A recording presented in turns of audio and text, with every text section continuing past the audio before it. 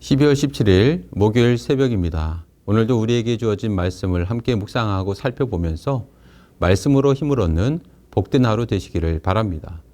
이 시간 우리에게 주신 하나님의 말씀은 베드로전서 3장 1절에서 12절까지의 말씀입니다. 아내들아, 이와 같이 자기 남편에게 순종하라.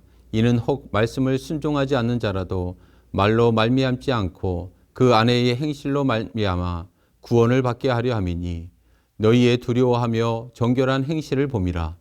너희의 단장은 머리를 꾸미고 금을 차고 아름다운 옷을 입는 외모로 하지 말고, 오직 마음에 숨은 사람을 온유하고 안정한 심령에 썩지 아니할 것으로 하라. 이는 하나님 앞에 값진 것이니라.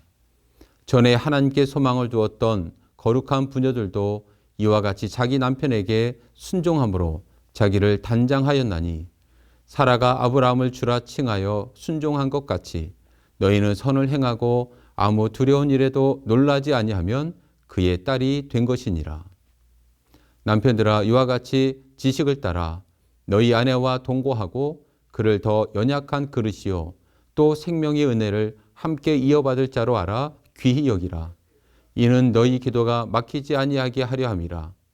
마지막으로 말하노니, 너희가 다 마음을 같이하여 동정하며 형제를 사랑하며 불쌍히 여기며 겸손하며 악을 악으로 욕을 욕으로 갚지 말고 도리어 복을 빌라. 이를 위하여 너희가 부르심을 받았으니 이는 복을 이어받게 하려 하심이라. 그러므로 생명을 사랑하고 좋은 날 보기를 원하는 자는 혀를 금하여 악한 말을 그치며 그 입술로 거짓을 말하지 말고 악에서 떠나 선을 행하고 화평을 구하며 그것을 따르라. 주의 눈은 의인을 향하시고 그의 귀는 의인의 간구에 기울이시되 주의 얼굴은 악행하는 자들을 대하시느니라 하였느니라. 아멘. 할렐루야. 주님의 은혜와 평강이 여러분과 함께 하시기를 바랍니다. 성도는 베드로전서 2장 9절에서 말씀하고 있는 것처럼 택하신 족속이요 왕같은 제사장이요 거룩한 나라요 하나님의 소유된 백성들입니다. 그러므로 성도들은 세상 속에서 빛의 행실로 하나님의 아름다운 덕을 드러내고 하나님께 영광을 돌려야 합니다. 아이러니한 것은 빛의 복음에 충실할 때 교회와 성도가 오히려 세상으로부터 욕을 먹고 비방을 받을 수 있다는 점이에요. 어둠이 빛을 싫어하기 때문이죠. 이때 그것을 부당하거나 억울하게 여기지 말고 더욱 선행에 힘써서 세상의 비방을 잠재워야 합니다. 그것을 사도 베드로는 말하고 있는 것이죠. 베드로전서 2장 12절, 너희가 이방인 중에서 행실을 선하게 가져 너희를 악행한다고 비방하는 자들로 하여금 너희 선한 일을 보고 오시는 날에 하나님께 영광을 돌리게 하려 함이라. 아멘. 이 말씀을 따라 선행의 구체적인 내용이 제시되고 있는데요. 인간의 모든 제도를 주를 위하여 순종하라는 2장 13절의 말씀, 2장 18절에 사환들이 주인들에게 순종하라는 말씀, 3장 1절에 아내가 불신 남편에게 순종하라는 말씀, 3장 7절에 남편이 지식을 따라 아내와 동거하라는 말씀이 다 거기에 해당됩니다. 여러분, 지금까지 베드로가 말하는 것이 무엇입니까? 교회와 성도가 부당하고 억울한 이 세상을 어떻게 지나가야 하는지, 어떻게 대해야 하는지에 관한 것입니다. 우리 8절의 말씀을 보실까요? 8절. 마지막으로 말하노니, 너희가 다 마음을 같이하여 동정하며 형제를 사랑하며 불쌍히 여기며 겸손하며. 오늘 본문 8절은 이렇게 시작합니다. 마지막으로 말하노니. 여기서 마지막은 끝이라는 뜻이 아니고 결론적으로 그런 뜻이죠. 무엇의 결론입니까? 악 가운데 성도의 선행을 말하는 문맥의 결론입니다. 자, 9절의 말씀을 또 보실까요? 9절. 악을 악으로 욕을 욕으로 갚지 말고 도리어 복을 빌라.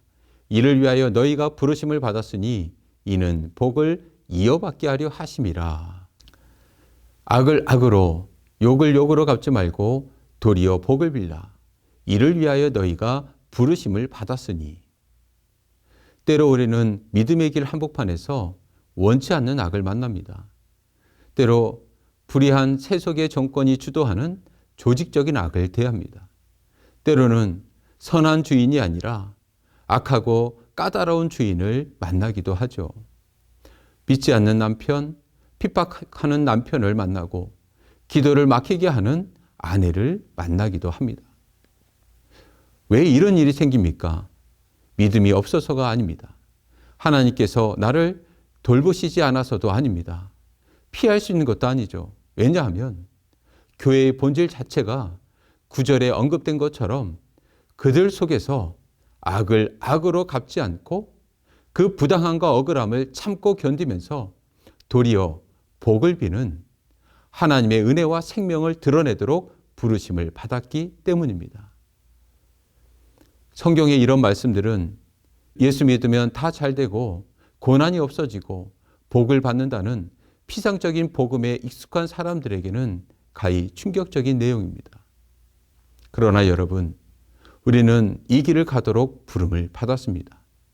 진짜 복 받기를 원한다면, 진정한 복을 받기를 원한다면 이 길을 가야 하는데 9절 하반절을 보시면 뭐라고 말씀하세요?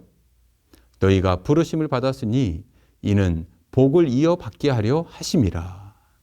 사도 베드로는 이어지는 10절에서 12절에서 시편 34편을 인용하면서 복을 이어받는다는 것이 무엇인지를 설명하고 이것이 진짜 복이라고 강력하게 변증하고 있습니다. 먼저 본문 10절에서 11절을 보실까요? 10절에서 11절. 그러므로 생명을 사랑하고 좋은 날 보기를 원하는 자는 혀를 금하여 악한 말을 그치며 그 입술로 거짓을 말하지 말고 악에서 떠나 선을 행하고 화평을 구하며 그것을 따르라. 사도 베드로는 시편 34편 12절에서 16절을 인용하고 있습니다. 이 시편 34편을 한번 보시면 부제가 무엇이라고 되어 있죠? 다윗이 아비멜렉 앞에서 미친 채 하다가 쫓겨나서 지은 시 이렇게 되어 있어요. 다윗이 사울을 피하여 블레셋 가드까지 도망갔다가 골리앗을 죽인 다윗인 것이 발각되어서 아비멜렉 앞에 끌려갑니다. 죽음을 목전에 둔 그 위기 상황이 된 거죠. 그 절체절명의 그 상황 속에서 다윗은 미친 척하고 겨우 살아나와요. 그리고 그 모든 과정에서 맛본 여호와의 선하심을 노래한 것이 시편 34편입니다. 시편 34편 8절. 너희는 여호와의 선하심을 맛보아 알지어다. 그에게 피하는 자는 복이 있도다. 여호와의 선하심을 노래하면서 언급되는 말씀이 뭐예요?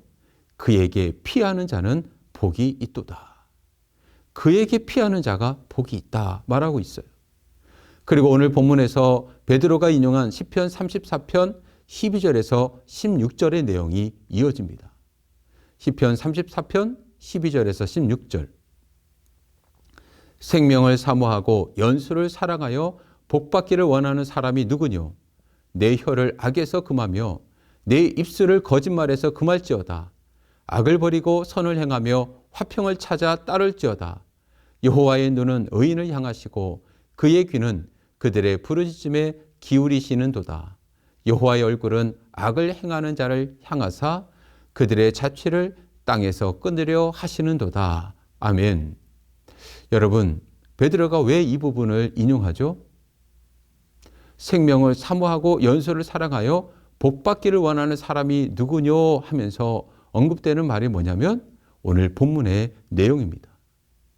지금 그는 억울하고 부당한 상황 속에서도 하나님을 생각하면서 악으로 악을 갚지 않고 도리어 복을 비는 것이 성도의 선행이며 그것이야말로 진짜 복을 이어받는 길이다. 그렇게 말하고 있는 거예요.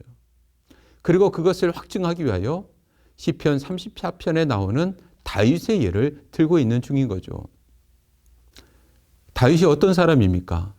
왕으로 택함을 받고 기름 부음을 받았지만 사울에게 미움을 받고 쫓겨다니는 부당함과 억울함을 당하고 있습니다.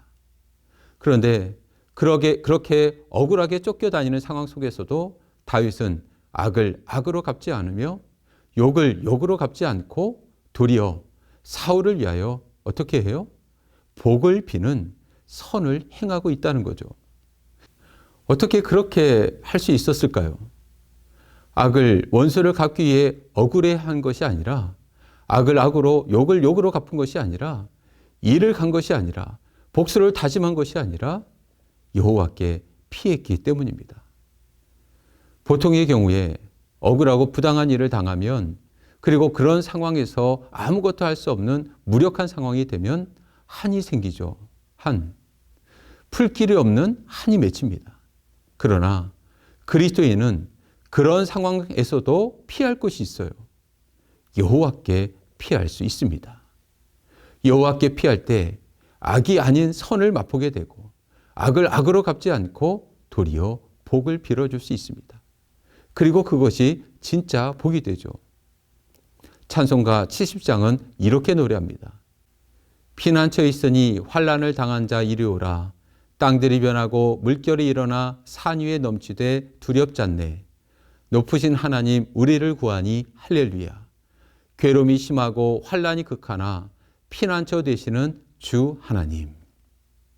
누가 선을 행함으로 부당한 고난을 받으면서도 억울함과 한을 품는 것으로 가지 않고 악을 악으로 갚지 않고 욕을 욕으로 갚지 않으며 도리어 복을 빌어 여호와의 선하심을 맛보는 자리로 갈 수 있습니까? 여호와께 피하는 사람입니다.